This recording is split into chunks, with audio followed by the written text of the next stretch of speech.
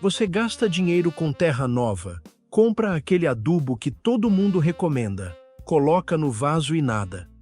A planta continua triste, as folhas começam a amarelar. E pior, às vezes ela morre mais rápido do que se você não tivesse feito absolutamente nada. Hoje eu vou te mostrar os 5 erros silenciosos que estão matando a sua horta, mesmo quando você acha que está fazendo tudo certo. E eu já te adianto uma coisa: o problema não é você, e muito menos a planta. Muitas vezes, a gente fica com aquela sensação pesada de que tem o famoso dedo podre, sabe? Aquela ideia de que não nasceu para ter planta em casa, de que tudo o que tenta cultivar na varanda ou no quintal acaba não indo para a frente. Mas eu quero te propor um desafio prático hoje. Eu quero que você assista a esses 5 erros, identifique qual deles está acontecendo aí no seu vaso e mude isso ainda hoje. Eu te garanto que a sensação de liberdade quando você vê uma planta que estava quase morta soltar uma folha nova, bem verde e forte, é incrível. É libertador não depender tanto da feira e ver a vida brotando no seu cantinho.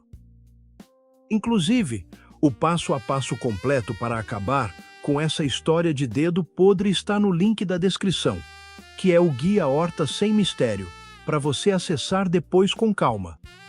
Mas vamos direto ao primeiro grande erro que engana muita gente, que é a armadilha do solo compactado.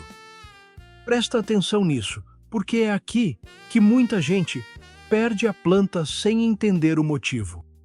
Você vai lá e joga o adubo por cima da terra. Seja um adubo líquido, seja um esterco ou um composto caseiro. Só que a terra do seu vaso está dura. Ela está parecendo um bloco de cimento, de tanto tempo que está ali recebendo água por cima e secando ao longo dos dias.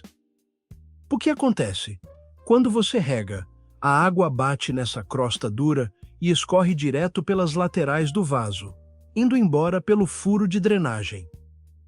E o adubo? O adubo vai embora junto com a água, ou fica só ali na superfície, sem entrar na terra. A raiz da planta, que está lá no fundo, não recebe nada. Ela está literalmente morrendo de fome e de sede, mesmo com você adubando toda semana. E como a gente corrige isso na prática? Faz assim. Pega um garfo velho, ou uma pazinha pequena, e raspa a parte de cima da terra, com muito cuidado para não arrebentar as raízes principais. Você precisa quebrar essa crosta dura para a terra voltar a respirar. Depois que você soltar essa terra, aí sim você coloca o seu adubo, mistura um pouco com essa terra solta e faz uma rega devagar. Isso muda o jogo na hora. O segundo erro está matando as plantas de quem é muito cuidadoso. É o que eu chamo de erro da rega de passarinho. Sabe aquela pessoa que pega um copinho de água e joga só um pouquinho todo dia no vaso, com medo de afogar a planta? Isso é um perigo, principalmente em épocas de calor ou em lugares de sol forte. Quando você joga só um pouquinho de água, essa umidade fica apenas na primeira camada da terra. Ela não desce para o fundo. E a planta é esperta. Ela percebe que a água só está em cima e começa a mandar as raízes para cima. O resultado disso é uma planta com raízes fracas, curtas, e que não consegue buscar os nutrientes no fundo da terra. Quando vem um dia mais quente, essa primeira camada de terra seca rápido e a planta murcha de uma vez. E não tem adubo no mundo que salve uma planta que não tem água para transportar o nutriente para as folhas. A correção para isso é muito simples. Quando for regar, regue de verdade. Jogue água até você ver que está saindo pelo furo de baixo do vaso. Isso garante que a água molhou toda a terra. E aí você só vai regar de novo quando colocar o dedo na terra e sentir que ela secou de verdade. É melhor dar uma rega profunda a cada 2 ou 3 dias do que dar um pinguinho de água todo santo dia. Isso força a raiz a descer, a ficar forte e a encontrar o adubo que você misturou na terra. Muitas vezes, a gente acha que plantar em casa dá muito trabalho. Mas, na verdade, o segredo está em observar. Quando eu comecei a testar essas dicas aqui em casa, eu também perdi muita planta. A gente olha a folha amarela e logo pensa que falta adubo. E corre para colocar mais torta de mamona ou humus de minhoca. Só que o excesso de adubo, sem a rega certa e sem o solo descompactado, acaba sufocando a planta. É como tentar comer sem beber água. O corpo trava. E com a hortaliça no seu quintal ou na sua varanda, a lógica é exatamente a mesma. Por isso, antes de sair comprando mais produtos ou desistindo da sua horta, você precisa ajustar a base. Com esses 2 primeiros erros corrigidos, você já vai notar que a folha da sua planta ganha um brilho diferente em poucos dias. Sabe aquela sensação de que você preparou tudo perfeito, comprou a melhor terra, arrumou o vaso com todo o carinho e, de repente, a planta simplesmente derrete? Eu já perdi a conta de quantas vezes vi uma cebolinha ou um pé de manjericão lindo murchar do dia para a noite, sem nenhuma explicação óbvia. Quando a gente erra assim, dá uma tristeza enorme.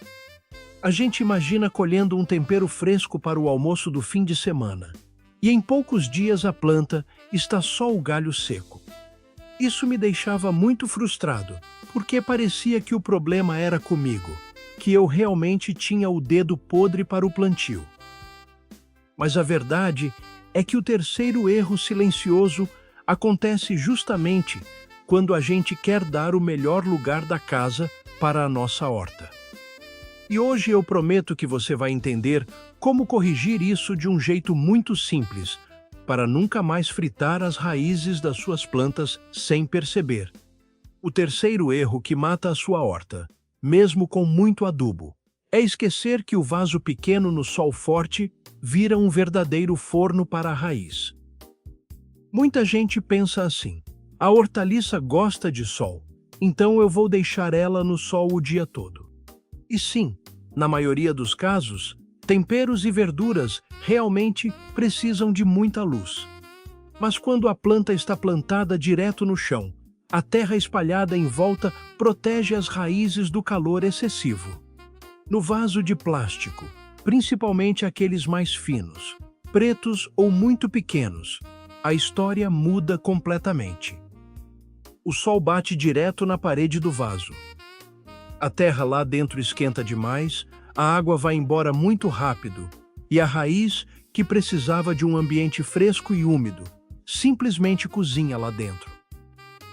E aí você vai lá e coloca adubo na intenção de ajudar a planta a ficar forte.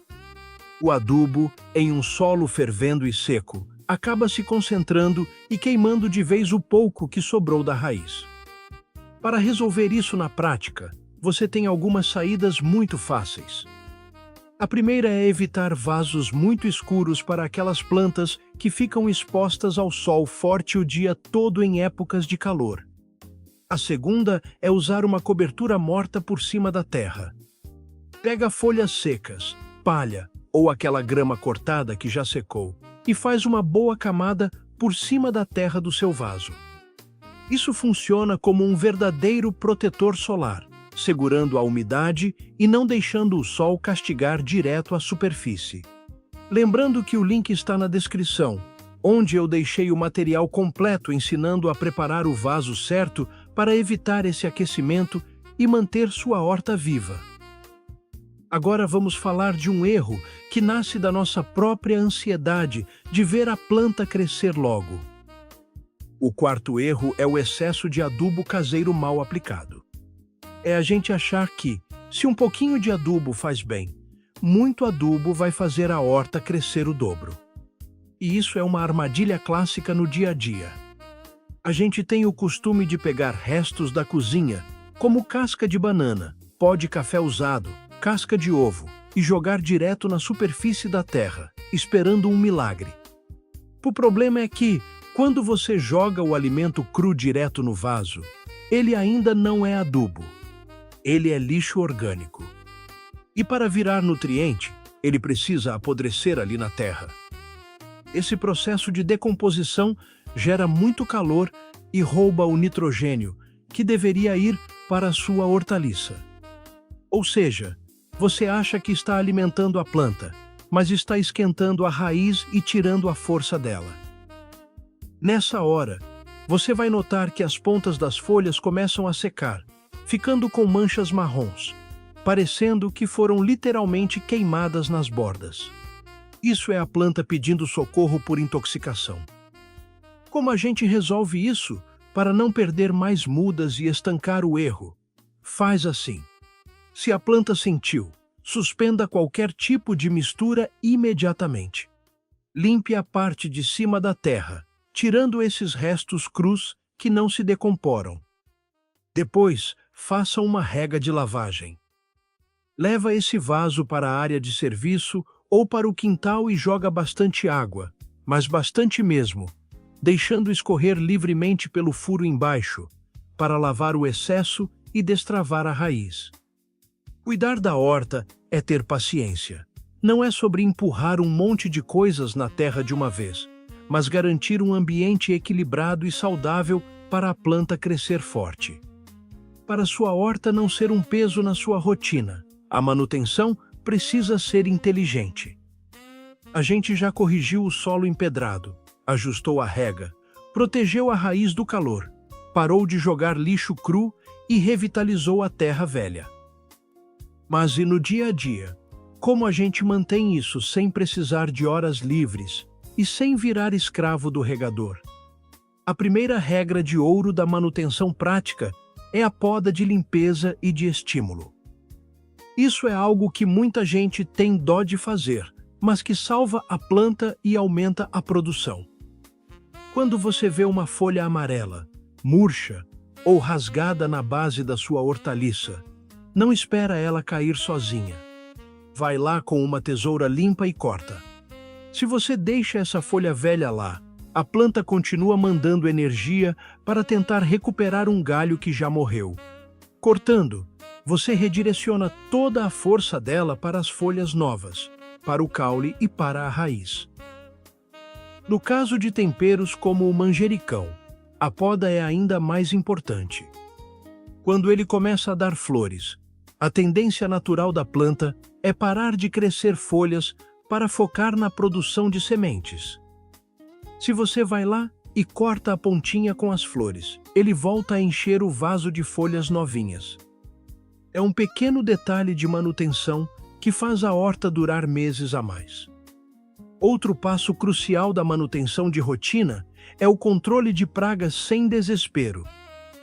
Porque bicho na horta é uma coisa normal, a gente só não pode deixar infestar e tomar conta de tudo.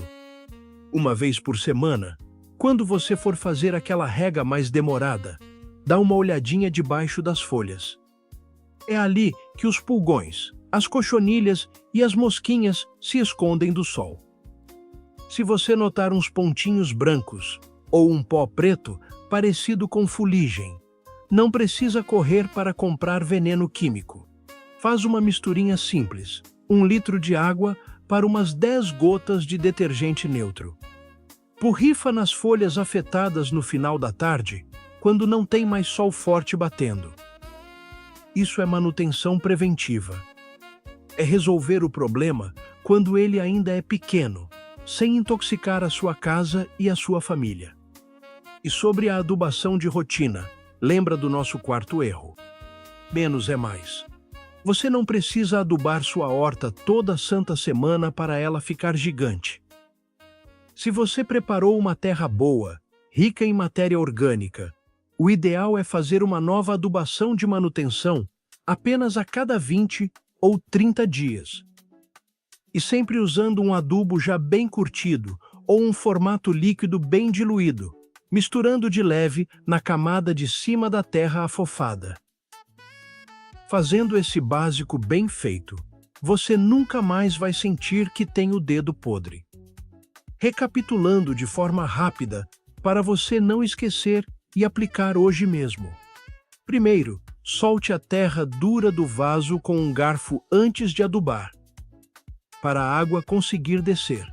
Segundo, pare com a rega de passarinho e molhe a terra por completo, até sair no furo do fundo. Terceiro, proteja as raízes do sol intenso com uma camada de folhas secas ou aparas de grama por cima da terra. Quarto, nunca jogue resto de alimento cru direto no vaso, para não esquentar e queimar as raízes da planta. E quinto, não plante em terra velha e esgotada sem antes revitalizar com uma boa dose de esterco ou humus de minhoca. Se você ajustar esses 5 pequenos detalhes no seu dia a dia, a transformação visual e produtiva da sua horta é questão de poucos dias. Eu sei que às vezes dá vontade de largar mão quando a gente vê a planta fraca. A gente trabalha o dia todo fora, chega cansado, tenta ter um cantinho verde para relaxar a mente, e quando vê o vaso murcho, bate um desânimo enorme. Mas plantar em casa é um exercício maravilhoso de observar e entender o tempo das coisas. A sua planta fala com você através das folhas, do tamanho da raiz e da umidade da terra. E agora, com essa base corrigida, você sabe exatamente como ouvir o que ela está pedindo. Por isso eu quero te deixar um desafio prático para fazer nessa semana. Escolha uma planta aí na sua casa que não está indo bem. Pode ser aquele tempero esquecido na varanda. Faz o teste do dedo para ver se a terra está dura. Se estiver, afofa com cuidado, faz uma rega profunda de lavagem e coloca uma proteção natural contra o calor na superfície. Observa o comportamento dela por 7 dias e depois volta aqui para me contar o resultado. Eu tenho certeza de que ela vai te responder com uma brotação nova e uma cor muito mais viva. E se você quiser ter acesso a um material completo, com o passo a passo de todas as misturas, medidas certas de adubação e as melhores espécies para terem espaços pequenos, o link está na descrição. Hoje nós usamos o exemplo prático que a dona Rita comentou, mas no próximo vídeo a dúvida respondida pode ser a sua. Então comenta a sua cidade aqui embaixo e me fala. Qual planta ou tempero você vai salvar essa semana com essas dicas simples? Se esse vídeo te ajudou a enxergar que o problema não era você e te deu uma luz para cuidar melhor do seu cantinho verde, se inscreve no canal e deixa o seu curtir. Porque aqui a gente descomplica, faz horta real e prova que qualquer um pode ter a alegria de colher em casa. Um abraço bem forte e até o próximo.